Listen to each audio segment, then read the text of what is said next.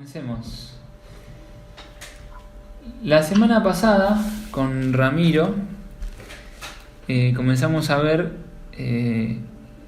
y a conocer la historia de un personaje bíblico que se llama Gedeón. Esta historia transcurre en los capítulos 6, 7 y termina en el capítulo 8 de Jueces, la historia de Gedeón. Gedeón fue uno de los jueces de Israel.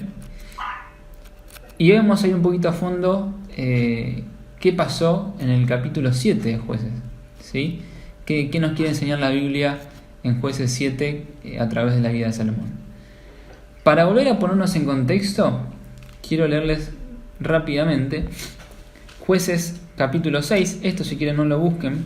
Son los primeros los primeros 5 versículos son bien fáciles de leer. Dice lo siguiente: los hijos de Israel hicieron lo malo ante los ojos de Jehová, y Jehová los entregó en manos de Madián por 7 años. Y la mano de Madián prevaleció contra Israel. Y los hijos de Israel, escuchen esto, por causa de los madianitas se hicieron cuevas en los montes y cavernas y lugares fortificados. Pues sucedía que cuando Israel había sembrado, subían los madianitas y amalecitas, y los hijos del oriente contra ellos subían y los atacaban. Y acampando contra ellos, eso es interesante, acampando contra ellos destruían los frutos de la tierra hasta llegar a Gaza. Y no dejaban que comer a Israel ni ovejas, ni bueyes, ni asnos, porque subían ellos y sus ganados, y venían con sus tiendas en gran multitud como langostas. Ellos y sus camellos eran innumerables. Así venían a la tierra para devastarla. ¿Por qué repaso estos versículos? Porque es la llave que nos va a empezar a colocar en contexto en lo que pasa en el capítulo 7. Si bien esto ya lo estudiamos con Ramiro, no perdamos de vista este inicio. Israel venía de una época gloriosa, si se quiere, con Josué, pero la Biblia dice que Josué murió y que después de Josué los hijos de Israel hicieron lo malo ante los ojos de Jehová, ¿sí? Y por eso, cuando ellos desobedecen al Señor, empiezan a recibir estas invasiones constantes de Madián. Y dicen que cuando sembraban venían los madianitas y los invadían y les sacaban lo que habían cosechado. Y ese Israel que había entrado a la tierra que Dios había prometido a Moisés hacía mucho tiempo, ese Israel ahora estaba viviendo en cavernas, en cuevas en los montes y en lugares fortificados. O sea, pasó de ser de vivir en la tierra que Dios había prometido a vivir en cuevas.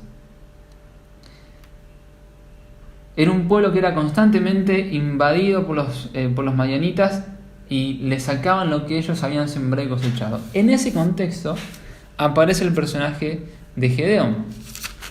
Y ahora sí vamos de lleno al capítulo.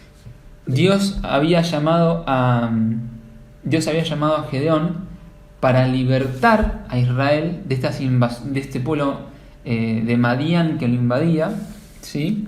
Y le había dado un ejército. Y ahora vamos a ver las características de este pelotón de gente que Dios le dio a Gedeón para libertar a Israel de estas invasiones que sufrían constantemente, ¿sí? ¿Hasta acá estamos bien? Háganme así con la mano, no prendan los micrófonos. Excelente. Bien. Un detalle que ahora vamos a ir más en profundidad, que no tenemos que perder de vista, es que la Biblia dice que este pueblo, ¿sí?, de Madián, ¿sí?, los que dice que son los madianitas y amalecitas y los hijos del oriente, fíjense que la Biblia dice que son muchos. Dice que es una gran multitud, como langostas, que son innumerables. Ahora vamos a ver otro versículo que hace otra caracterización de esto, pero eran muchos. Empecemos a leer y ahora vamos enriqueciendo un poco el texto.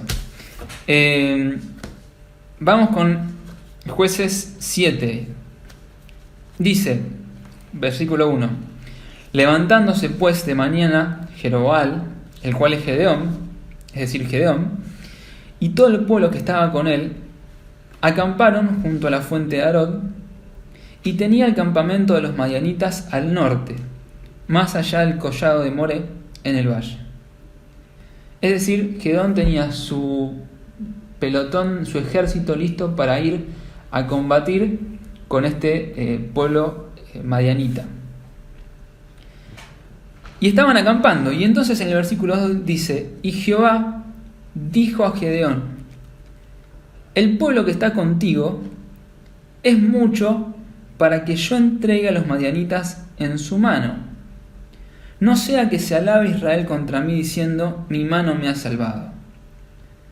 Ahora pues, haz pregonar en oídos del pueblo diciendo: quien tema y se estremezca, madrugue y devuélvase desde el monte de Galaad. Y se devolvieron de los del pueblo 22.000 y quedaron 10.000. Primer punto acá. Vamos a hacer un pequeño análisis. Dijimos que los madianitas eran innumerables, que era un ejército que no se podía contar. Más adelante, la Biblia dice que eran innumerables como la arena que está en la ribera del mar. Y Gedeón estaba ahí con su ejército, y el Señor le dice algo que es muy particular. O sea, vos te vas a combatir con una multitud, y vos lo que querrías decir ahí es: quisiera estar, aunque sea mano a mano, con esa multitud, para hacer una pelea, aunque sea hombre a hombre, ¿sí? Mantener esa relación de uno a uno. Y acá el Señor le dice algo muy interesante: mirá, acá sobra gente.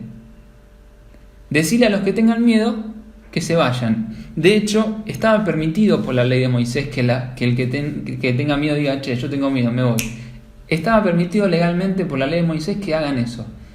Dios le dice a Gedeón: acá sobra gente, se tienen que ir. Y fíjense la cantidad que se fueron.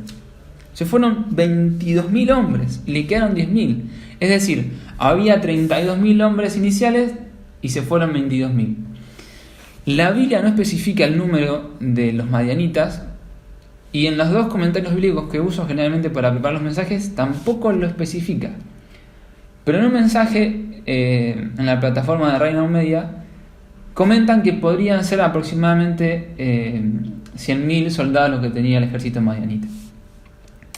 O sea que el pueblo de Israel quedó con 10.000 contra, vamos a suponer, inicialmente 100.000.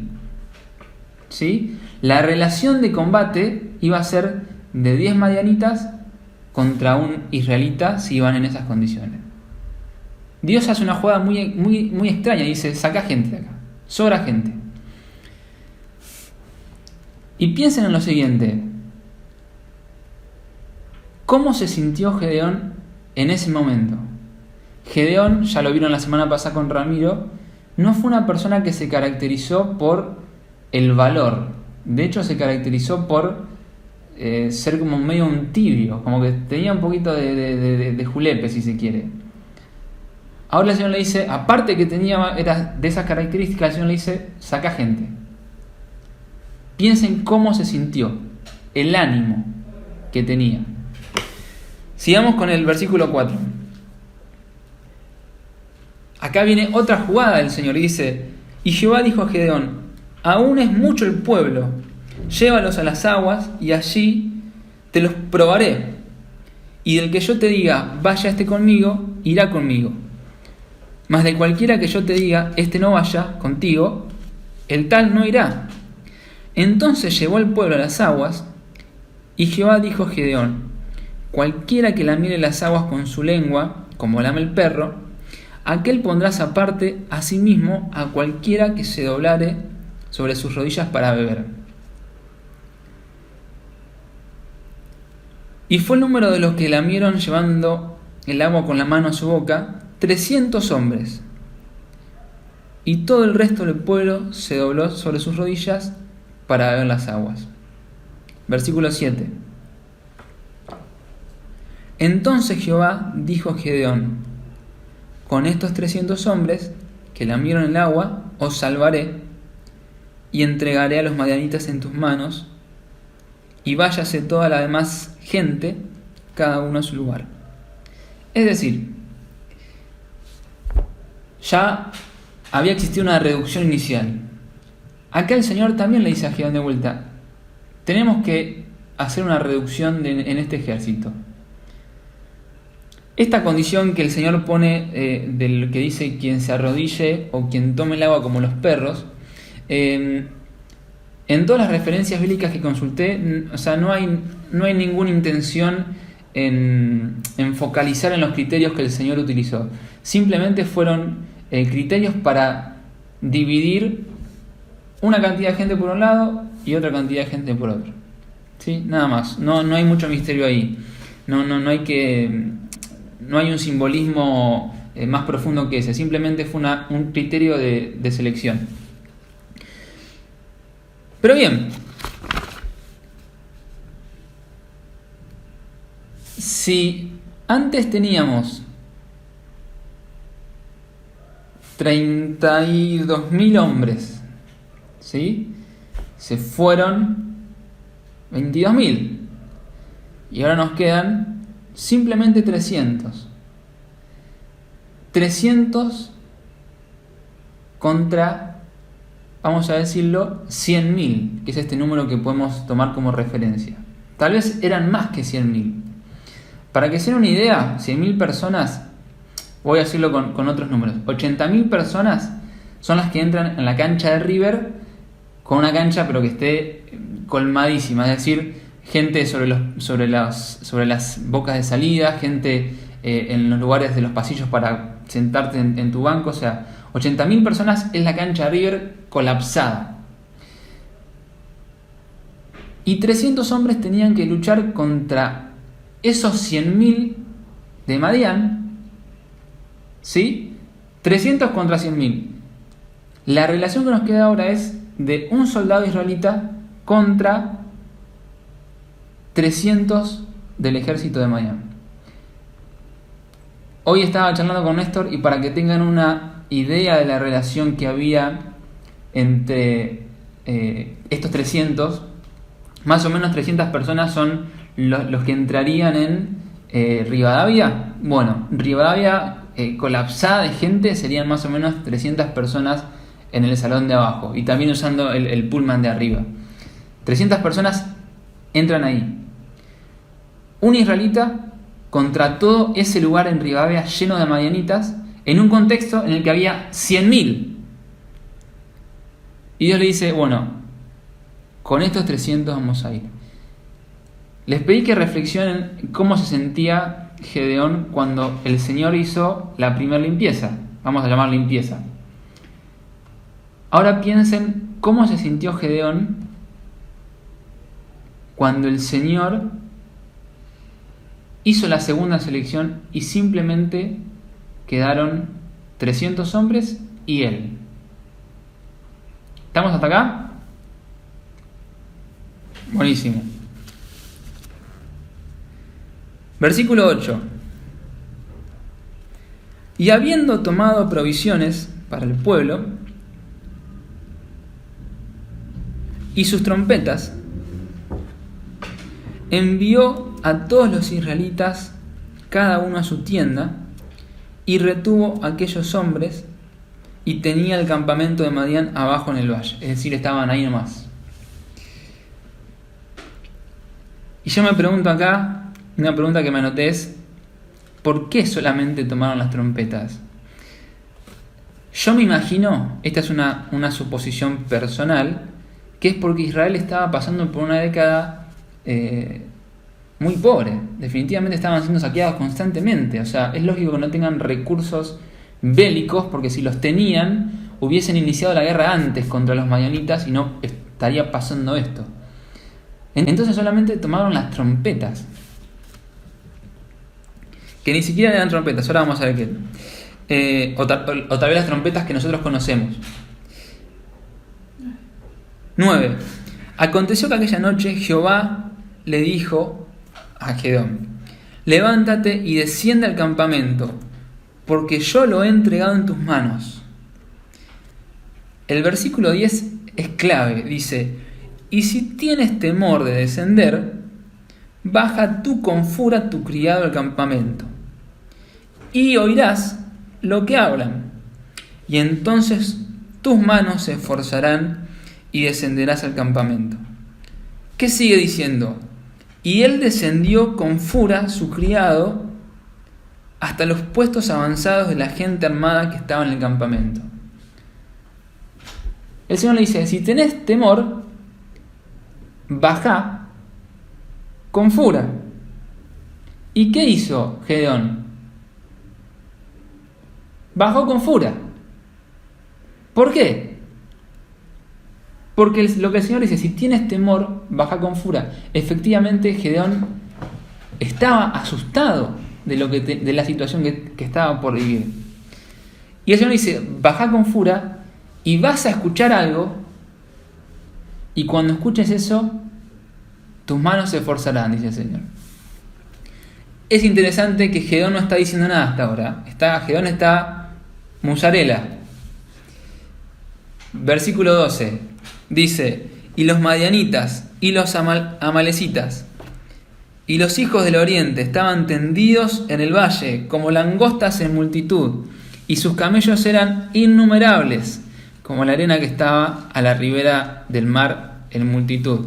Una multitud que era innumerable, por eso con 100.000 tal vez nos quedamos cortos, contra 300 hombres que simplemente tenían una trompeta y con un líder que tenía miedo encima.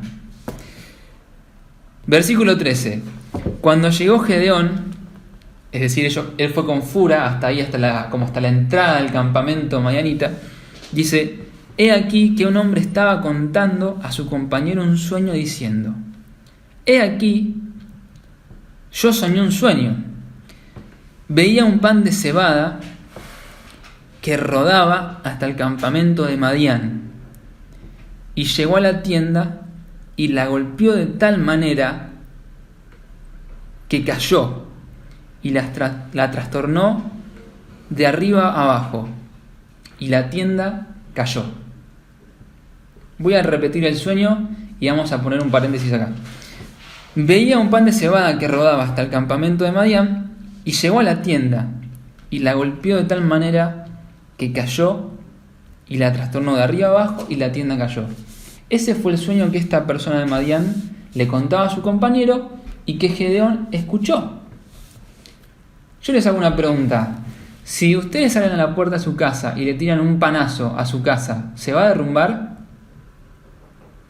La respuesta es no. La respuesta es no. Si ustedes arman una carpa en el camping, vamos a pescar cuando termine la cuarentena, y armamos una carpa y le tiramos un panazo, la carpa, si está bien armada, ¿se va a desarmar?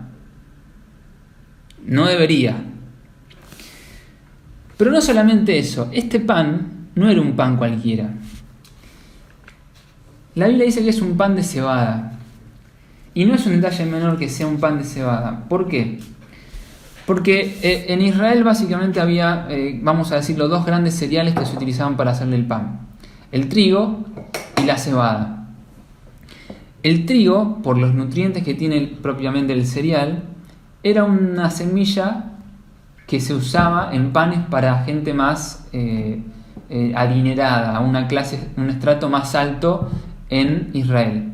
Y la cebada era como, un pan más medio pelo, ¿sí? De hecho, en el capítulo 6 dice que Gedeón estaba escondiendo el trigo, porque justamente era algo de valor. Y un pan de cebada era como un pan medio de clase baja, inferior. No suena muy lógico que un pan mediocre derrumbe una carpa.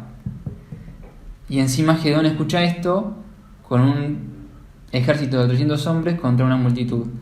De vuelta, piensen cómo se sentía Gedeón. Creo que su ánimo iba decreciendo pasito a pasito, iba haciendo un poco más bajo su ánimo. ¿Sí? Y encima, si la historia terminara acá, sea, si no hubiese versículo 14 y los que siguen, yo creería que Gedeón estaba muy pinchado. Versículo 14, y acá está la llave de lo que viene. Y dice, y su compañero respondió y dijo: esta no es otra cosa sino la espada de Gedeón, hijo de Joás, varón de Israel. Dios ha entregado en sus manos a los madianitas con todo el campamento. Versículo 15. Cuando Gedeón oyó el relato del sueño y su interpretación, ¿qué hizo? Adoró. La palabra en el original, en el hebreo original, ese adorar, tal vez nosotros tenemos una concepción muy contemporánea de adoración y lo asociamos más con un estilo musical. Pero adorar, esa palabra original se puede traducir como postrarse, inclinarse, deprimirse o humillarse. Y no es coincidencia. Gedeón venía como: me sacaste 22.000 hombres. Me sacaste la diferencia que me quedaban de los 10.000 contra los 300. Escucho un relato que encima dicen que yo soy un pan de mala calidad. Su ánimo venía en deterioro. Y cuando escucha esto, no es que dice, bueno, ahora vamos a la carga. Lo primero que hace es humillarse más. Adora más. Se postra más. Se hace más chiquito. Y recién ahí, escuchen lo que pasa, dice: y vuelto al campamento de Israel, dijo: levantaos, porque Jehová ha entregado el campamento de Madián en vuestras manos. Lean después el capítulo 6 y hasta acá, hasta desde el 7, y van a ver que Gedeón nunca habló así. Siempre fue un tipo más como que medio como que tenía un poco de miedo, siempre ahí el tibio. Y después de escuchar esto y después de adorar, dice: ahora sí, levantémonos, porque Jehová ha entregado el campamento de Madián en vuestras manos. Era algo que Dios ya le había dicho, pero recién ahí él lo dice después de adorar. Ahora vamos a avanzar un poquito más rápido. Dice: y repartiendo los 300 hombres en 3 escuadrones, dio a todos ellos trompetas en sus manos y cántaros vacíos con teas ardiendo dentro de los cántaros.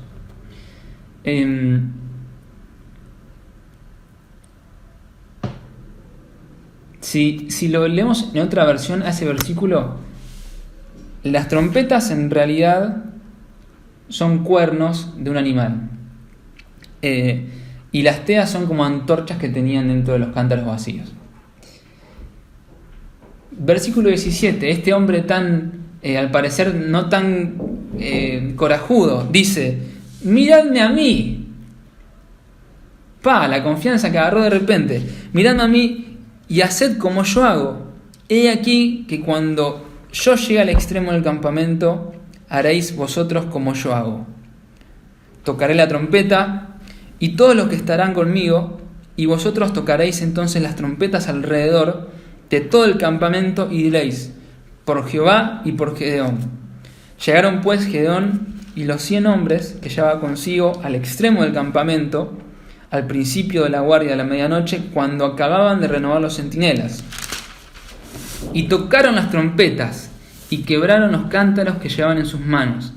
Y los 3 escuadrones tocaron las trompetas y, quebrando los cántaros, tomaron en la mano izquierda las teas y en la derecha las trompetas, con que tocaban y gritaron: por la espada de Jehová y de Gedeón. Y estuvieron firmes, cada uno en su puesto, alrededor del campamento. Entonces todo el ejército echó a correr, dando gritos y huyendo. Lo primero que quiero resaltar acá es que, al parecer, simplemente eran 300 hombres alrededor de una multitud. que tocaron un cuerno y que hicieron ruido con una antorcha. Pero acá hay una palabra que me encanta, en el versículo 21 que dice: y estuvieron firmes cada uno en su puesto. Es un patrón que se repite mucho en la Biblia y esto me gusta. Me hizo acordar hoy cuando lo repasaba a Éxodo 14, 13, versículos 13 a 14. No lo busquen, se los leo. Cuando Moisés estaba ahí en una encrucijada con el pueblo de Egipto y el pueblo de Israel le dice: che, nos sacaste de Egipto para morir en el desierto. Y Moisés le dice algo parecido, le dice: no temáis, estad firmes y ved la salvación que Jehová hará hoy con vosotros. Jehová peleará por vosotros y vosotros estaréis tranquilos, dice Moisés en Éxodo. Ellos estaban firmes en la posición que les correspondía. Y mi pregunta es: ¿eran solamente los 300 hombres que estaban ahí? ¿Y Gedeón? Leamos el versículo 22. Dice: y los 300 tocaban las trompetas, y Jehová puso la espada de cada uno contra su compañero en todo el campamento. Y el ejército huyó hasta Bet-sitá en dirección de Serera y hasta la frontera de Abel-mehola en Tabat. Es muy interesante porque el pueblo de Israel simplemente lo que hizo fue agruparse, estar firmes, y el Señor hizo que los madianitas se enloquezcan y se maten entre ellos. La historia termina en el versículo 25, que terminan corriéndolos y capturando a sus líderes y matándolos. Pero me interesa mucho este proceso que fue viviendo el pueblo de Israel en estos versículos. Puntualmente me interesa mucho lo que pasó con Gedeón, un hombre que fue con un ánimo en una pendiente negativa, e incluso cuando recibió un mensaje que lo podría haber animado más, se postró más todavía, y a partir de ahí disparó su ánimo. Y a partir de ahí, el pueblo de Israel esos 300 hombres y Gedeón fueron a buscar la victoria con los madianitas. Y quiero que terminemos leyendo el libro de Salmos, el capítulo 34. Búsquenlo, los espero. Y con esto ya vamos cerrando la reflexión. ¿Lo tienen? Salmo 34, es muy conocido, pero hay un detalle que quiero que repasemos. Versículo 4 dice: ¿lo tienen? 34, voy a arrancar por el 4. Busqué a Jehová, y Él me oyó, y me libró de todos mis temores. Los que miraron a Él fueron alumbrados, y sus rostros no fueron avergonzados. Este pobre clamó y le oyó Jehová, y lo libró de todas sus angustias. El ángel de Jehová acampa alrededor de los que le temen, y los defiende. Gustad y ved que es bueno Jehová, dichoso el hombre que confía en él. Temed a Jehová, vosotros sus santos, pues nada falta a los que le temen. Los leoncillos necesitan y tienen hambre, pero los que buscan a Jehová no tendrán falta de ningún bien. Voy a resaltar antes de seguir el versículo 7, que me interesa mucho, porque dice que el ángel de Jehová acampa alrededor de los que le temen y los defiende. Y ese ángel de Jehová, no se imaginen un ángel como un ser blanco con alas, Sí, y les digo que no se imaginen eso no porque esté mal que piensen en un ángel así, sino porque cuando dice el ángel de Jehová, es Dios mismo. La palabra que se usa ahí se usa en otras partes de la Biblia anteriormente y es como una preencarnación de Dios. Es Dios mismo acampando alrededor de quienes le temen. Y dice, y los defiende. Y sigamos leyendo a partir del versículo 15. Y acorde encima cierra con una forma que es excelente. Dice, y los ojos de Jehová están sobre los justos, y atentos sus oídos al clamor de ellos. La ira de Jehová contra los que hacen mal, para cortar de la tierra la memoria de ellos. Claman los justos, y Jehová oye, y los libra de todas sus angustias. Y escuchen este versículo, dice, cercano está Jehová a los quebrantados de corazón, y salva a los contristos de espíritu. Cercano está Jehová a los quebrantados de corazón y salva a los contristos de espíritu. ¿Fue casualidad que Gedeón haya pasado por todo este proceso? Definitivamente no. La historia en Jueces 7 arranca diciendo, no sea cosa que Israel se alabe contra mí diciendo, mi mano me ha salvado. Jehová necesitaba quebrantar el corazón de Gedeón hasta el punto en que él dijera, me rindo, acá estoy, postrado. Y a partir de ahí ocurrió el milagro de la liberación de 300 hombres contra una multitud. Y Jehová acampó ahí con Israel. Por eso es que creo que no estaban solos, no eran simplemente 300 hombres. Definitivamente eran 300 hombres con el Señor. Y acá lo dice la Biblia, dice, y los defiende. Cercano está Jehová a los quebrantados de corazón. El Señor estaba ahí porque Dios había quebrantado el corazón de Gedeón.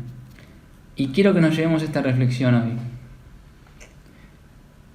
Porque a veces oramos, y no está mal, oramos para que el Señor levante a su iglesia, para que el Señor sume gente a su iglesia. Parece que las iglesias se miden por cantidad de personas. Una iglesia de 100.000, una iglesia de 50.000.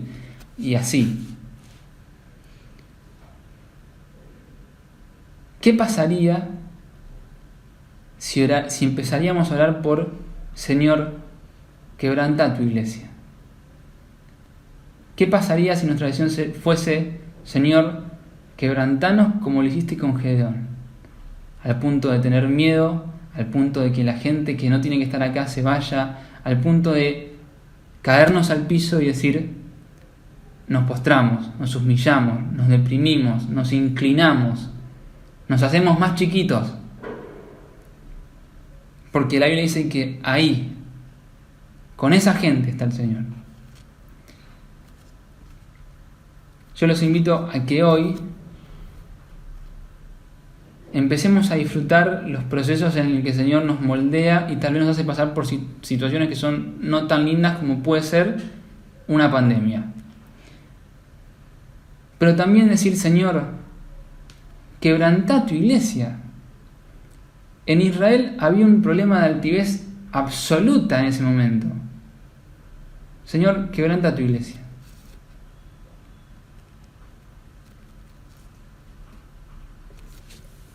Eli, no sé si querés tomar la posta vos ahora. ¿Querés que oremos? Ora, hermano. No, pero estoy... ¿Y qué te dijo, ora? Bueno, oro yo.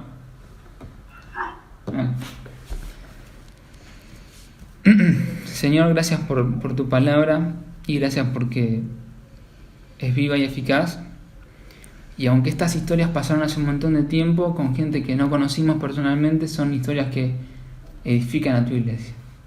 Y Señor, nosotros sabemos y confiamos que vos acampás alrededor de tu iglesia y que defendés a tu iglesia. Pero definitivamente también creo que tu iglesia tiene que ser moldeada por vos. Y vos habitás en los corazones humillados, en los corazones quebrantados. Por eso, Señor, te pedimos hoy que en tu proceso y en tu voluntad quebrantes a tu iglesia para que vos tomes el protagonismo que tenés que tomar. En el nombre de Jesús oramos, amén y amén. Amén.